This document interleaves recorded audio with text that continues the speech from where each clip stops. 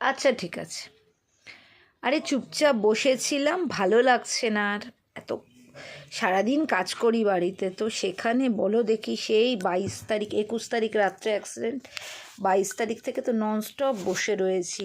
বরমশাই তাই আমার মন খারাপ দেখে এই যে লিপ বাম, কাজল, কাজল পেন্সিল ছুলবো বলে কল, আরেকটা কাজল কোনটা মাখবো সেটা তো জানে না, সিঁদুর আর নিভিয়া সব কিছু দিয়ে দিয়ে বললো সেজে গুজে থাক, রাজ্যের লোক দেখতে আসছে ভূতের মতন। বলো দেখি মাথায় জল ঢালছি না, কিছু করছি না, এর মধ্যে সাজগোজ আসছে, দিয়ে বললো অগত্যা তাই করছি। 2টো বাজে, লাঞ্চ করব এবার, ওই যা পারছে রান্না করছে তাই খাবো 2টো।